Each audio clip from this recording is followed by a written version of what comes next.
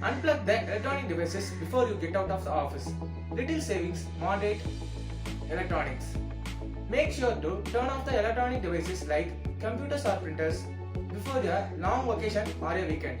This will ensure that your office will use the least amount of energy possible while you are out. Top ways to save electricity in schools.